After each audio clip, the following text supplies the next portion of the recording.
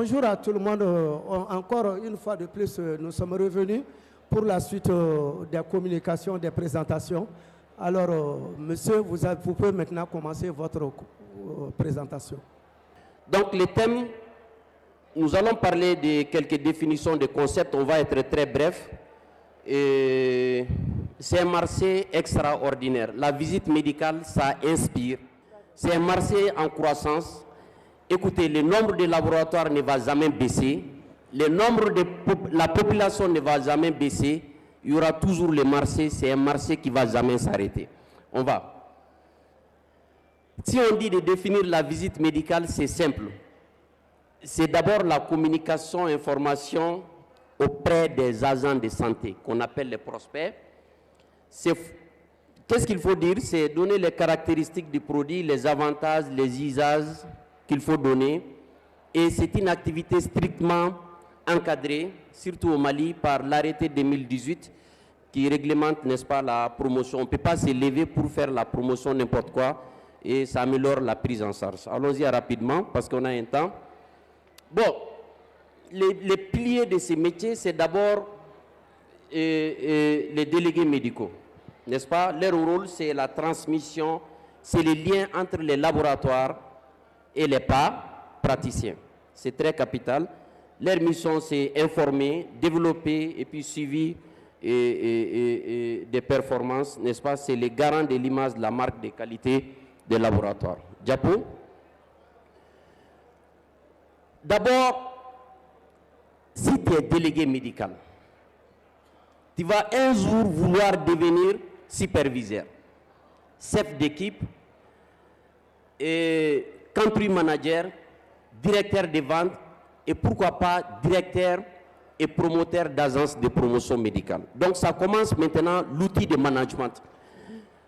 Il n'y a pas assez de données factuelles par rapport à ça, mais grâce à Dieu, on a pu beaucoup avancer, on a créé des données factuelles.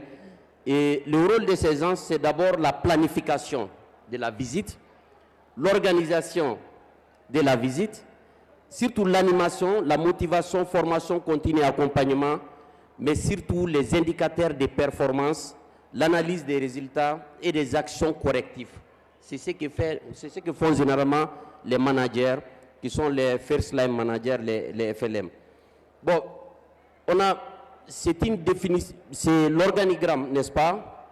Tout commence par les directeurs nationaux des ventes, directrices des ventes. Les termes, ça diffère. Peut-être que dans la salle ici, le poste le plus élevé est occupé par Mimi Deng. Applaudissez très fort pour elle.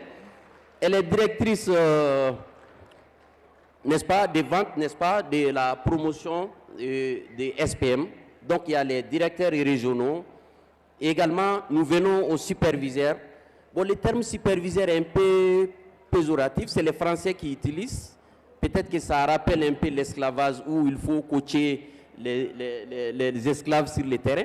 Mais on utilise beaucoup plus les FLM, First Line Manager. Donc il y a des superviseurs, chefs de secteur, des superviseurs également. Et après, en bas de l'échelle, on a les délégués médicaux, les visiteurs médicaux qui sont beaucoup d'entre vous et qui, on espère, demain seront des grands superviseurs. Diapo.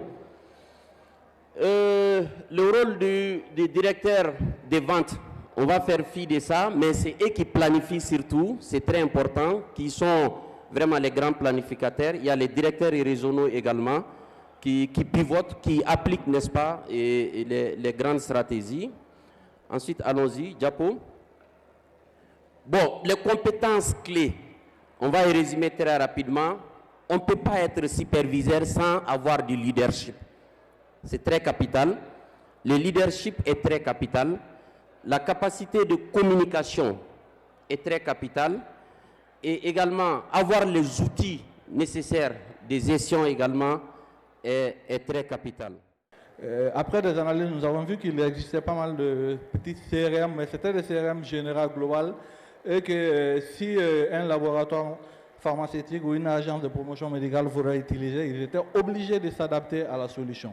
Donc sur cette base, nous, on a essayé de développer une solution adaptée spécifiquement à ce secteur-là et qui ne peut être utilisée que par les acteurs de ce secteur. Ça permet de faire quoi? Ça va permettre, par exemple, aux visiteurs médicaux et aux délégués médicaux de pouvoir gérer leur planning, pouvoir envoyer les rapports, pouvoir avoir toutes les informations par rapport à leur portefeuille prospect et d'être beaucoup plus efficace sur le terrain. Et pour l'administration, les superviseurs et le top management, ils auront quand même un dashboard via lequel ils pourront avoir toutes les informations terrain par rapport aux activités que les délégués ont eu à faire sur le terrain, pouvoir aussi voir toutes les dépenses effectuées dans le cadre de l'activité et pouvoir faire des analyses statistiques derrière avec un tableau de bord beaucoup plus performant. Aujourd'hui, on est déjà au-delà de la frontière malienne, on est présent à Abidjan, on est présent au Niger, bientôt on va se lancer à Dakar aussi. Donc du coup, ici aussi au Mali, on est avec quelques agences et ça avance beaucoup bien. Et j'espère que dans les jours à venir aussi, nous allons pouvoir les déployer avec d'autres agences au Mali. Merci beaucoup. Juste dire que M.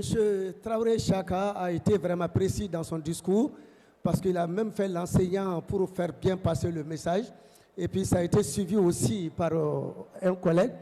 Donc je crois qu'il a quand même donné les managements et la promotion médicale.